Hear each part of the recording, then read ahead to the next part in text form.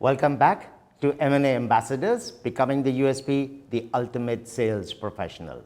Now, this is the second episode in the mini-series on objections and the right handling approach. Today, what I'd like to talk about is the different forms of resistance that is raised by the client. Now, all of them are actually not objections, but generally salespeople assume that all of them are objections and therefore they have one particular approach in dealing with them. Now, that is a big mistake. So I'd like to talk about 4 different types of resistances that you will get from potential buyers, and they could come on the phone, they could come on the WhatsApp, they can come on your Zoom meetings as well as face to face. Now, it is really important that we understand which of these 4 resistances is actually being given by the client. Only then can we alter the approach to each and every one of them. And those are the techniques that we will talk about in the future videos. Let's first learn to identify what these 4 resistances are, and then what should be our plan of action for these. Now, before I get into this, in continuation from the previous video, there's one more point I'd like to add.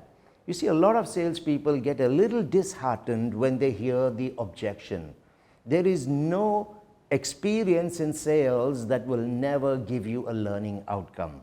So even if you find the objection is difficult, or maybe the client doesn't want to go ahead, it is a learning experience. They're sharing with you information on how buyers or sellers at this point of time in the market are starting to feel and think. So the mood in the market gets actually exposed when they raise these objections. Now that means you can go back to your directors and managers, sit with them and define the best alternatives or the best answers you can give when these come up again. So there is no such thing as a lost cause. It will be a learning outcome and it will tell you what's the current mood in the market. Now, let's talk about the 4 resistances that you can get. So let's take an example. Let's say the client tells you prices in Dubai are very high right now, or the market is a bubble. Now, on the surface of it, that looks like an objection. But how do you know the client is not using it as an excuse, which is the first form of resistance? Maybe that's what everybody's saying. Maybe he doesn't want to say no to you directly, so he's giving that as an excuse not to go ahead. Secondly, it may not be an excuse, it could simply be a perception. He's not making an excuse, but he thinks, or based on what he has heard, that it is a bubble, or the prices are very high. So he could be offering the resistance purely as perception, or it could have been an excuse. So as you can see, it's not what is being said, it's the thinking behind it that we need to be able to identify. The third type of resistance is a genuine concern where the client is actually feeling that the prices have gone really high, or that this is a bubble based on some information that he has got access to. Now that is a genuine concern. And then the fourth is it could simply be a negotiation tactic, a counter.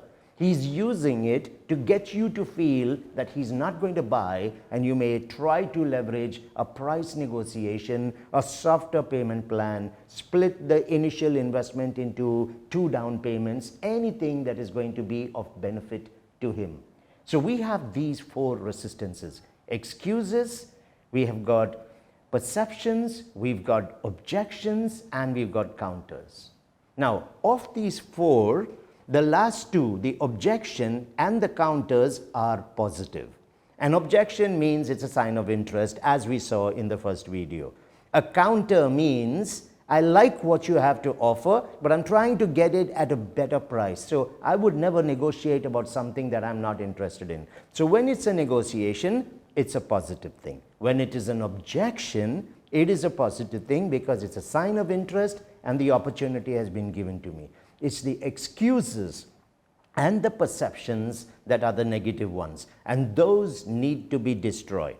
In the next video, I will talk about smokescreen objections, and I'll give you my first 2 techniques on how to deal with the excuses and the perceptions. After that, I will introduce you to a very powerful concept called neutralizers. I probably will have to do that on the fourth video. But without using a neutralizer, never attempt to handle any one of these four resistances. I want to thank you for your time with us on this episode of M&A Ambassadors, Becoming the USP, the Ultimate Sales Professional.